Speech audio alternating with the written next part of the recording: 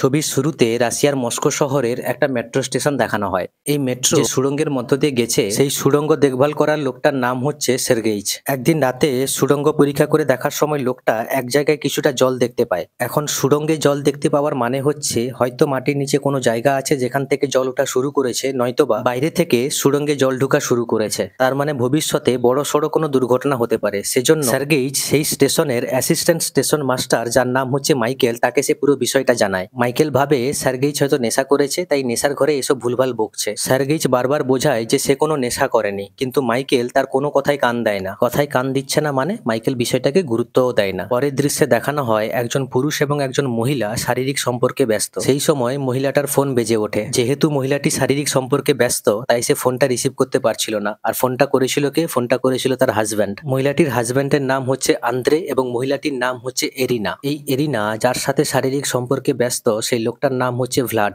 যাই হোক, শারীরিক সম্পর্ক শেষ হওয়ার পর ভ্লাড এরিনাকে জিজ্ঞেস করে, তোমার হাজব্যান্ড তো আমাদের ব্যাপারটা জানে, তো তোমাকে ডিভোর্স দিচ্ছে না কেন? এরিনা বলে, ডিভোর্স দেওয়াটা এতটা সহজও নয়। তার কারণ তাদের একটা মেয়ে আছে, মেয়ের নাম হচ্ছে ক্যাসেনিয়া। এই ক্যাসেনিয়া তার বাবা অর্থাৎ আন্দ্রেকে ভীষণ ভালোবাসে। ডিভোর্স হওয়া মানে ক্যাসেনিয়া তার বাবার সাথে থাকবে। এদিকে এরিনাও তার মেয়েকে ছেড়ে থাকতে পারবে না। আন্দ্রে হচ্ছে একজন ডাক্তার। পরের দিন সে তার মেয়ে ক্যাসেনিয়াকে স্কুলে নিয়ে যাওয়ার জন্য রেডি করছিল, কিন্তু রাস্তায় প্রচন্ড ট্রাফিক জ্যাম হওয়ার জন্য তাদের নিজের গাড়ি ছেড়ে মেট্রোতেই যেতে হয়। অন্যদিকে দেখা যায় ভ্লাড, সেও এই একই মেট্রো ধরে কোথাও একটা যাচ্ছে। এদিকে সের্গেইচ গ্যালিনা নামের একটা মেয়ের সাথে রাস্তায় দাঁড়িয়ে ড্রিঙ্ক করছিল। ঠিক সেই সময় সেখানে পুলিশ চলে আসে, কারণ দিনের বেলায় পাবলিক প্লেসে মদ খাওয়া বারণ। গ্যালিনা কোনো কারণে পুলিশের কাছ থেকে দৌড়ে পালিয়ে এসে সেই মেট্রোতে ঢুকে পড়ে, কিন্তু সের্গেইচকে পুলিশ ধরে নেয়। সের্গেইচ পুলিশকে বারবার বোঝায়, আমাকে ছেড়ে দিন, আমাকে যেতে দিন। ওই সুড়ঙ্গের মধ্য দিয়ে যে মেট্রো ট্রেনটা চলছে, ওই মেট্রো ট্রেনটা সমস্যায় পড়তে পারে, কিন্তু পুলিশ কোনো কথা শোনে না। এদিকে সুড়ঙ্গের মধ্যে মেট্রো ট্রেনটা চলার কারণে তার প্রেসার এবং কম্পনের জন্য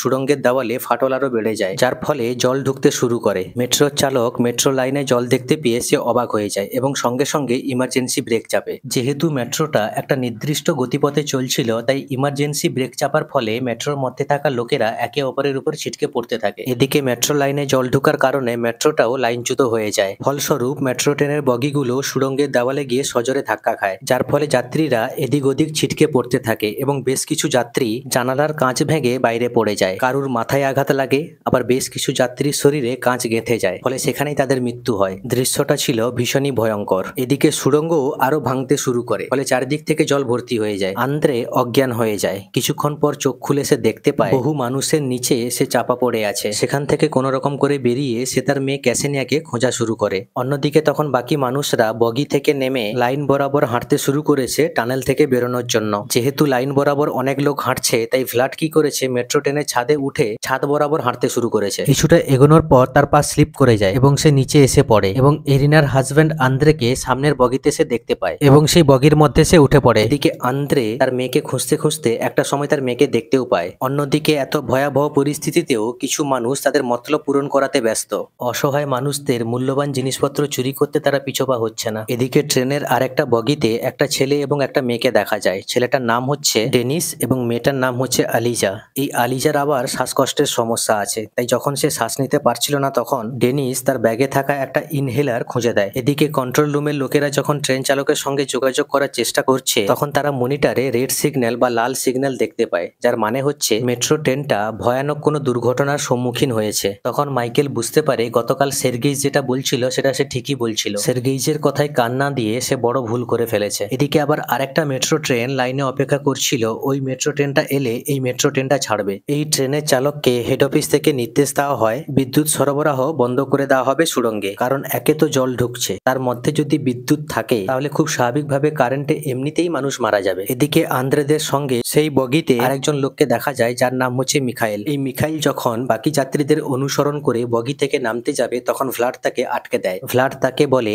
এখনো পর্যন্ত সুড়ঙ্গের মধ্যে বিদ্যুৎ আছে, তার উপরে নিচে জল, তাই এখান থেকে নামা কিন্তু মৃত্যুকে আমন্ত্রণ করা। আর এরপরেই সবচেয়ে বড় ভয়ঙ্কর ঘটনাটা ঘটে। দাঁড়িয়ে থাকা মেট্রোটা ফেরত যাওয়ার জন্য চলা শুরু করে। যেহেতু মেট্রো বিদ্যুতের সাহায্যে চলে, সেহেতু মেট্রো চলার কারণে টানেলে থাকা জলে শর্ট সার্কিট হয়, তাই কারেন্ট জলের মাধ্যমে সমস্ত সুড়ঙ্গের মধ্যে ছড়িয়ে পড়ে। ফলস্বরূপ জল দিয়ে হাঁটতে থাকা যাত্রীদের মধ্যে হাতে গোনা কয়েকজন মানুষ তখন শুকনো জায়গায় পৌঁছে গেছে। বাকি সবাই ওই কারেন্টের কারেন্টের শকে নিমেষের মধ্যেই মারা যায়। পরের দৃশ্যে দেখা যায় ভ্লাড তাদের কামরায় থাকা একটা কুকুর, যার মালিক অনেক আগেই মারা গেছে, সেই কুকুরটাকে তুলে আদর করতে করতে হঠাৎই জলে ফেলে দেয়। এটা সে এজন্যই করেছিল, সে আসলে জানতে চাইছিল যে জলের মধ্যে তখনও কারেন্ট আছে কিনা, তাই সেই নিরীহ অবলা কুকুরটাকে জলে ফেলে দেয়। আসলে মানুষের থেকে বড় স্বার্থপর প্রাণী এই পৃথিবীতে আর কেউ হয় না। যাই হোক, সৌভাগ্যবশত কুকুরটার কিছু হয় না, তার মানে জলে তখন আর কারেন্ট নেই, যেটা দেখে ভ্লাড আবার ওই কুকুরটাকে তুলে নেয়। এদিকে ডেনিস এবং আলিজা টানেল দিয়ে আসার সময় হঠাৎ মেট্রো ট্রেনের একটা বগি তাদের উপর হেলে পড়ে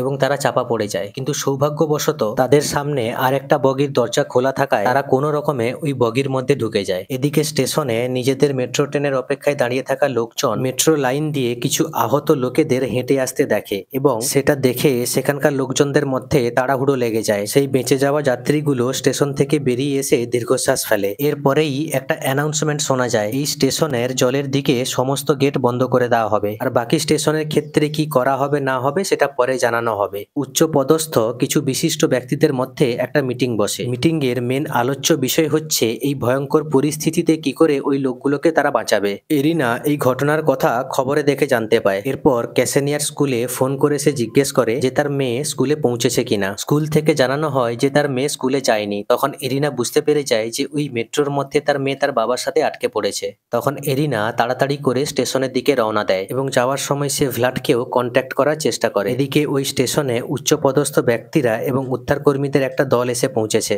এরপর সুড়ঙ্গ থেকে একের পর এক লাশ বের করানো হয়। এদিকে আন্দ্রে এবং বাকিরা গ্যালিনাকেও দেখতে পায়। এরপর বগি থেকে নেমে টানেল দিয়ে যাওয়ার সময় ডেনিস এবং এলিজার সাথেও তাদের দেখা হয়। এদিকে প্রচন্ড জলের চাপে মেট্রোর একটা বগি তাদের দিকে প্রবল বেগে এগিয়ে আসতে থাকে, যেটা দেখে বাকিরা সুড়ঙ্গের মধ্যে থাকা একটা ফাঁকা জায়গায় ঢুকে পড়লেও মিখাইল সেখানে ঢুকতে অস্বীকার করে, যার ফলে বগিটা মিখাইলকে চাপিয়ে দিয়ে চলে যায়। বাকিরা সেই প্যাসেজের মধ্য দিয়ে কিছুটা এগিয়ে গেলে একটা বাংকারে তারা পৌঁছায়, যার ঠিক উপরে ছিল শহরের একটা মেন হল। সেখানে তারা অনেক চিৎকার করার পরেও মেন হল দিয়ে কেউ তাদের আওয়াজ শুনতে পায় না। যেহেতু তারা মাটির অনেকটা নিচে ছিল তাই খুব স্বাভাবিকভাবে কেউ তাদের আওয়াজ শুনতে পায় না। যেহেতু তারা মাটির অনেকটা নিচে ছিল তাই ফোনের কোনো নেটওয়ার্কও সেখানে ছিল না। এদিকে ট্রেনের যে বগিটা এগিয়ে যাচ্ছিল সেটা কিছুটা এগিয়ে গিয়ে আটকে যায়, যার ফলে জল পাস হতে পারে না, যার ফলে জলের উচ্চতা বাড়তে থাকে, যার কারণে আন্দ্রে এবং বাকিরা ভেসে একটু উপরে উঠলে ফোনের নেটওয়ার্ক তারা পায় এবং সঙ্গে সঙ্গে এরিনাকে কল করে জানায় তারা একটা বাংকারের ভেতরে আছে। এরিনা এই কথাটা স্টেশন মাস্টারকে জানায়, ফলে তারা কিছু উদ্ধারকর্মীকে নিয়ে এসে ম্যানহোলটার কাছে আসে। এদিকে জলের উচ্চতা এবং চাপ প্রচন্ড বেড়ে যাওয়ায় ট্রেনের বগি ভেঙে চুরমার হয়ে যায়, যার ফলে তাদের বাংকারে জলের উচ্চতা কমে কিন্তু জলের তীব্র বেগ তাদেরকে ভাসিয়ে নিয়ে যায়। তাই ম্যানহোল দিয়ে নামা উদ্ধার কর্মীরা তাদের সেখানে দেখতে পায় না। এরপর জলের প্রবাহ স্বাভাবিক হলে তারা ওই জল দিয়ে আরো কিছুটা এগিয়ে গিয়ে টানেলের পাশে মেট্রো লাইনের একটা শুকনো জায়গায় ওঠে। সেখানে ভ্লাড আন্দ্রের সামনে এরিনার প্রসঙ্গ তোলে। ভ্লাড আন্দ্রেকে বলে, এরিনার সাথে আমার অবৈধ সম্পর্ক আছে, তুমি তোমার বউকে ছেড়ে অন্য কাউকে খোঁজো। যে কথাটা শুনে আন্দ্রে ভ্লাডের উপর ঝাঁপিয়ে পড়ে এবং তাকে জলে চুবিয়ে ধরে, যেটা দেখে গালিনা ভয়ে খুব জোরে চিৎকার করে ওঠে। সেই চিৎকার শুনে দুজন উদ্ধারকর্মী তাদেরকে খুঁজে পায়, কিন্তু ততক্ষণে পুরো সুড়ঙ্গ ভাঙতে শুরু করেছে আর নদীর জল প্রচন্ড গতিবেগে সবকিছু ভেঙে এগোতে থাকে, যে কারণে তাদের মধ্যে একজন সুরক্ষাকর্মী তার ওয়াকি টকিতে কন্ট্রোল রুমে থাকা মানুষদেরকে সুড়ঙ্গের সামনের গেট বন্ধ করে দেওয়ার কথা বলে, কারণ সুড়ঙ্গটা পুরোটাই জলে ভরে গেছে আর গেট বন্ধ না করলে সেই জল সবকিছু ধ্বংস করে দেবে। এই কারণে গেট বন্ধ করে দেওয়া হয়, কিন্তু মানুষগুলো এখনো ভেতরে। এরপর তারা সকলে একটা নালার মধ্য দিয়ে ওই ম্যানহোলটা নিচে এসে উপস্থিত হয়। সেখান থেকে তাদেরকে একে একে টেনে বের করা হয়। এভাবে ওই মানুষদেরকে বাঁচানো হয়, এমনকি ওই কুকুরটাকেও বাঁচানো হয়। সার্গেইচ গালিনার সাথে দেখা করতে আসে। ডেনিস এবং আলিজা একসাথে থাকার সিদ্ধান্ত নেয়। এদিকে এরিনা আন্দ্রে এবং ভ্লাডের মধ্যে নিজের স্বামী আন্দ্রেকেই বেছে নেয় এবং তার স্বামীর সাথে ঘরে ফিরে আসে। এদিকে ওই কুকুরটার মালিক যেহেতু মারা গেছে তাই ক্যাসেনিয়া ওই কুকুরটাকে নিজের সাথে বাড়িতে নিয়ে যায়। আর এখানেই ছবিটা শেষ হয়ে যায়।